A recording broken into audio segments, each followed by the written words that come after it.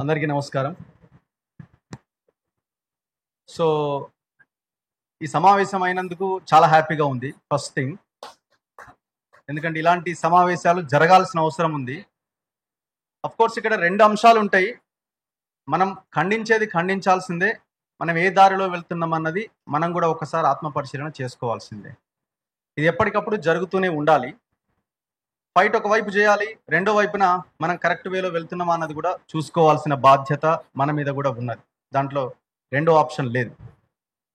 పాయింట్కి వద్దాం. రేవంత్ రెడ్డి ఇది ఆయన రెండో స్టేట్మెంట్ అనుకుంటా నాకు తెలిసి. సేమ్ ఇదే స్టేట్మెంట్ గతంలో ఒక సమావేశంలో అసెంబ్లీలోనే మాట్లాడడం జరిగింది.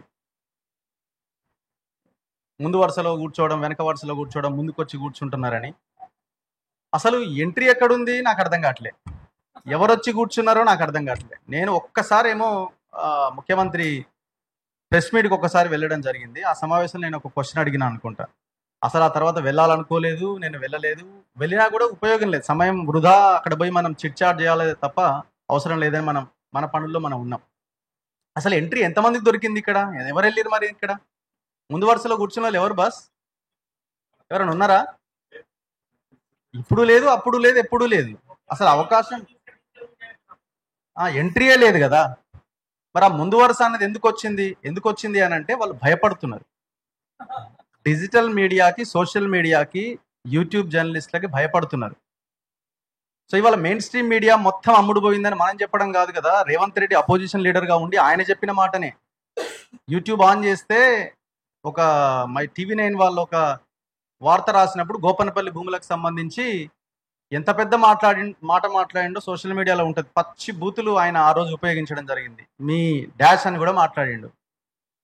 సో ఆ రోజు మీరే అన్నారు మొత్తం శాటిలైట్ మీడియా మొత్తం అమ్ముడుపోయింది, కేసీఆర్ చేతుల్లో ఉంది అని. ఆ రోజు మీరు అధికారంలోకి రావడానికి కారణమైంది కేవలం సోషల్ మీడియా, డిజిటల్ మీడియా, ఈ యూట్యూబ్ ఛానల్స్ మాత్రమే. సో మేము చాలా స్టోరీస్ చేసిన సందర్భంలో కూడా చాలా ఉపయోగపడ్డది మీకు. ఒక రకంగా చెప్పాలంటే 100% ఉపయోగపడ్డది మీకు అందరికి.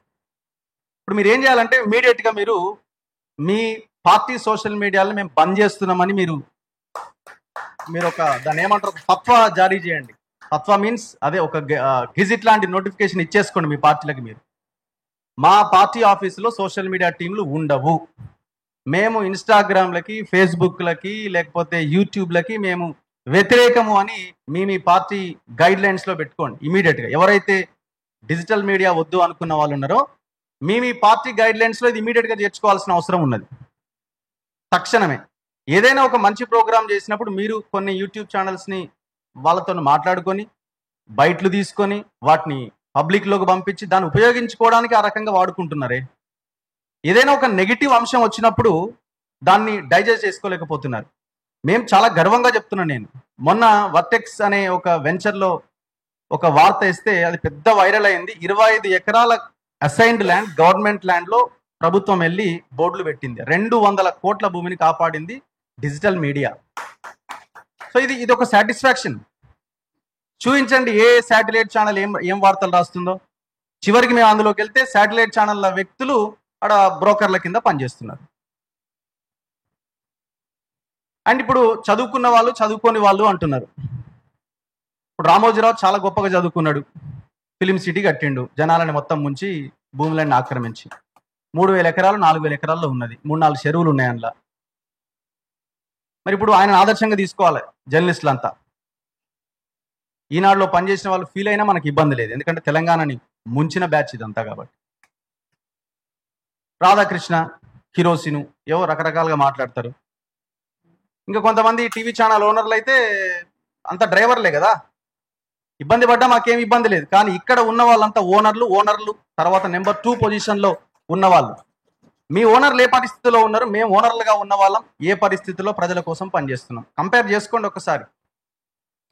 మీవి శాటిలైట్ ఛానళ్ళు 100 కోట్లతో పెట్టి నడిపిస్తున్న ఛానళ్ళు, 10-15 మంది ఎంప్లాయీస్ని పెట్టుకొని రాష్ట్రంలో ఉన్న ప్రజల్ని చైతన్యం చేస్తున్న సైనికులం డిజిటల్ మీడియా సైన్యం.